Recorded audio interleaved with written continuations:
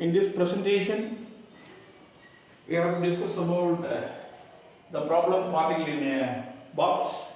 For that, consider a particle of mass m making its to and fro motion inside a box of width L. The height of the box is almost infinity.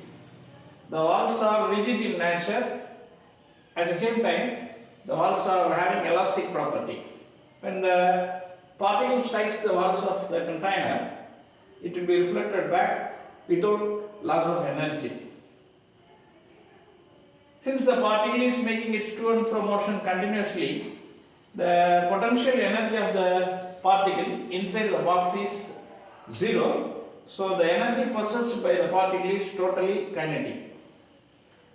Since the potential energy is independent of time, to arrive the energy eigenvalue, we have used one-dimensional Schrodinger time independent wave equation.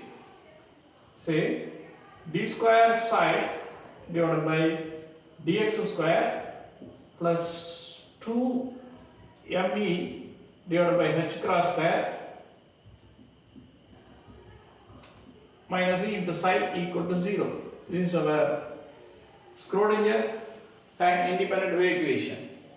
In our case, the potential energy V equal to 0 since the particle is making its to and fro motion continuously. So the equation 1 is modified as d square psi by dx square plus 2me by h cross square into psi is equal to 0. This is equation number 2.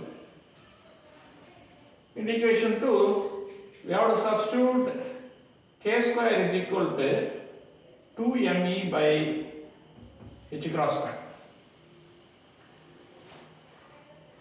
The reason behind the substitution of 2me by h cross square with the help of k square is explained below. We know that the propagation constant k equal to 2 pi by lambda. According to de Broglie, lambda equal to h by mv. Therefore, k equal to 2 pi by h into mv. Therefore, k equal to mv is our p momentum. Then 2 pi by h is 1 by h cross. So k equal to p by h cross. This gives p equal to h cross k. See that for a free particle, the total kinetic energy, is equal to kinetic alone, E equal to half mv square, since the potential energy is 0 for a free particle. This is equal to 1 by 2 m square v square divided by m. This is E equal to p square by 2m. We proved the value of p as h cross k already using the propagation constant. So h cross k whole square divided by 2m, which is equal to h cross square k square by 2m. From this, k square is equal to 2me by h cross square. In this way alone, we have to substitute the value of 2me by h cross square is equal to k square in equation 2. So, no need to substitute all those things. If the concept is clear to you, directly have to write. d square psi divided by dx square plus k square into psi is equal to 0. This is equation number 3. Now we have to develop the solution for this equation 3. Then the solution is psi of x equal to a sin kx plus b cos kx. In the competitive exams, you may be asked to prove that psi of x equal to a sin kx plus b cos kx could be the solution for the Schrodinger equation, the problem of particle in a box. For that we have to find out the first order differentiation. If you make the first order differentiation of this equation, d psi by dx, which is equal to a cos kx into k minus b sin kx into k. This is the value of d psi by dx. Then d square psi by dx square is equal to ka into minus sin kx into k, then minus b cos kx into k. This is a k square. This is sin kx minus k square b cos kx. Take minus k square outside, we can get a sin kx plus b cos kx. This is equal to minus k square into psi of x, since a sin kx plus b cos kx equal to psi of x. If you bring this term to this right hand side, once again we can get this relation d square psi by dx square plus k square into psi of x equal to 0. So that we can write the value of psi of x equal to a sin kx plus b cos kx as a solution for equation 3. If you treat this one as solution, by the way of getting the second order differentiation, once again you can get the original equation 3. No need to include all those things beyond this equation. Generally you have to write psi of x equal to a sin kx plus cos kx as a solution directly. For your theoretical understanding, I have to explain all those things. Say, if it is the solution, to find the values of the constants a and b, we have to apply the boundary conditions. The boundary condition is the wave function psi of x vanishes at the boundaries psi of x equal to 0 at x equal to 0 and at x equal to L. These are the two boundary conditions we have to implement to find out the values of a and b. See, at the boundaries at x equal to 0 and x equal to L, the value of psi of x equal to 0. Now apply the first boundary condition. X equal to 0, that means psi of x equal to 0 at x equal to 0. This is the first boundary condition. If apply the first boundary condition, psi of x equal to 0 at x equal to 0, in equation 4, from equation 4, then psi of x equal to 0, then a sin k into 0 plus b cos k into 0. We know that sin 0 equal to 0, cos 0 equal to 1. So b equal to 0. This is the first value we have had. The value of the constant b equal to 0. Now, to evaluate the value of a, we have to apply the second boundary condition. See, psi of x equal to 0 at x equal to 0. This is the second case. Psi of x equal to 0. You have to apply the same in equation 4. 0, which is equal to a sin k into L. The value of x equal to L. Already we proved that the value of b equal to 0. This is equation 5. From equation 5, the value of a not equal to 0. Suppose a equal to 0, the psi of x is vanished. The wave function is vanished. Here, a not equal to 0. Therefore, sin kl should be equal to 0. Then kl equal to plus or minus n pi. Just take the positive root alone. Then k equal to n pi by L. This is important result. This is 6. If you put sin n pi, n equal to 0, sin 0, 0, n equal to 1, sin pi 0, so that k equal to n pi, k equal to n pi by L. Already we have had one relation for k.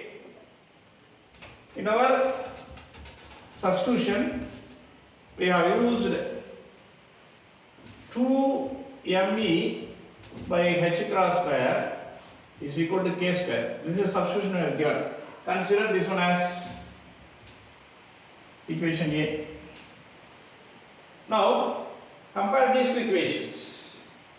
K equal to n pi by L. K square equal to n square pi square by L square.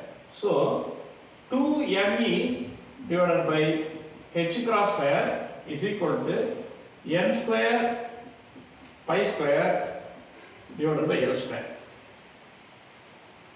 From this, E equal to n square pi square h cross square divided by 2m L square.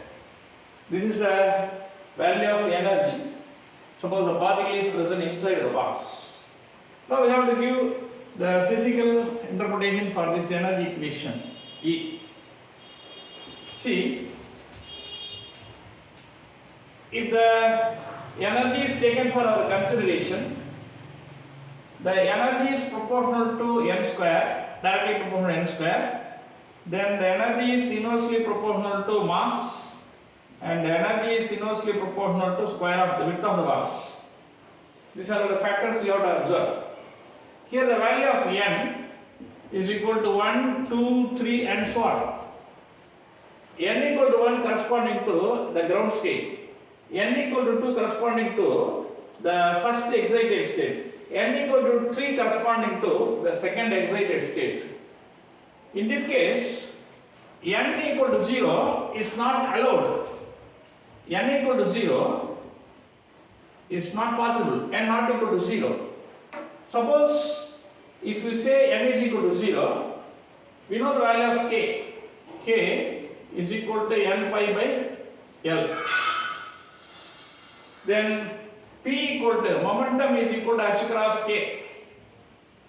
This is equal to n pi by L into h cross. This is the momentum value. If you put n equal to 0, if n is equal to 0, what about the momentum of the particle? P equal to 0, which means that the particle is at rest.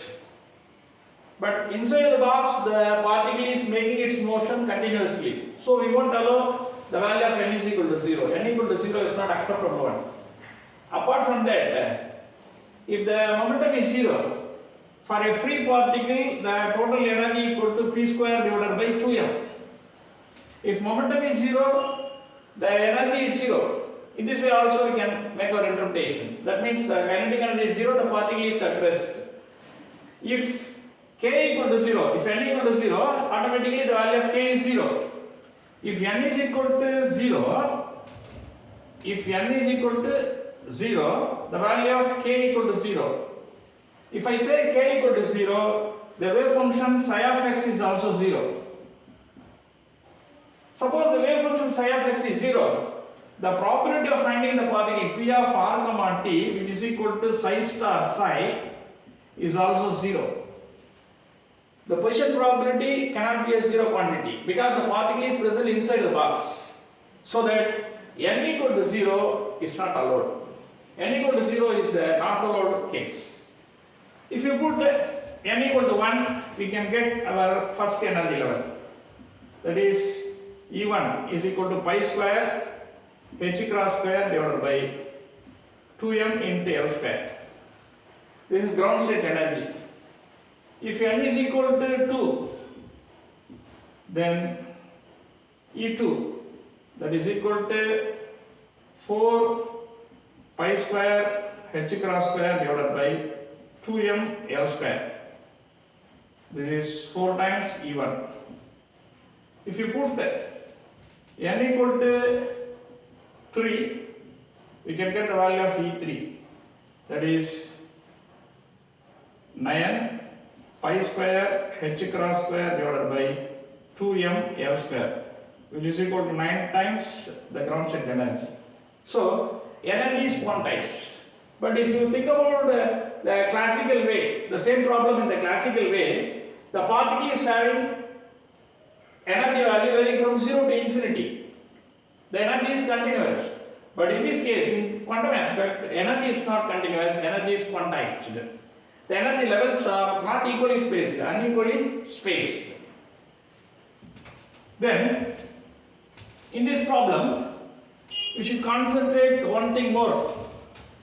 See, the momentum of the particle P is known to you because K is equal to n pi by L, P equal to h cross K, therefore P equal to h cross n pi by L. This is equal to n pi by L into h by 2 pi.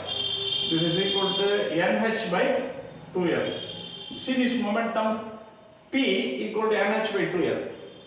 Suppose the momentum of the particle is taken for consideration, which is depending on the width of the box. Usually, the momentum is mass into velocity.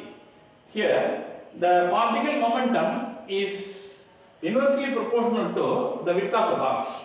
If the L is more, L is large, the momentum is less. If the width of the box is less, then the momentum is more.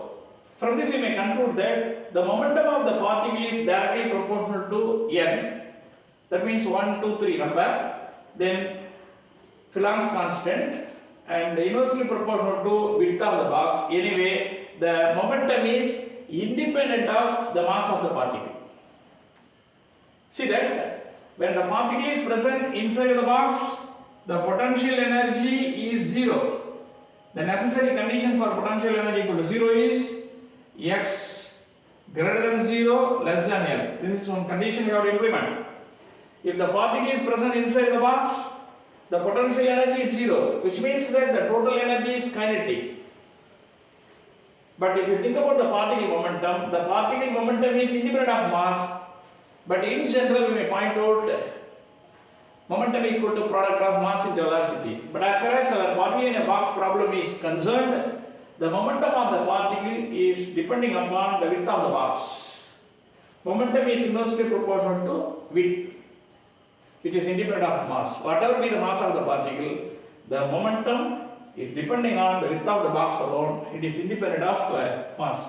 If you see the particle is outside the box, V of x equal to infinity, then x less than 0 and x greater than L. This is the condition we have to implement. If the particle is outside the box, the potential energy is infinity. So that in the particle in a box problem, the particle is always making its to and fro motion. So the potential energy of the particle is 0 when it is inside the box. The energy is fully kinetic. Anyway, the momentum of the particle is independent of the mass of the particle, but is depending upon the width of the box. Apart from that, if you think about the height of the box, it is infinity. Then width is L. The walls are rigid but elastic in nature. Furthermore, if in the energy calculation n equal to 0 is not possible. If you say n equal to 0, the probability of finding the particle is also 0, then the momentum of the particle is also 0, which means that the particle is at rest. So, these are all the things we have to implement while studying this problem, particle in a box.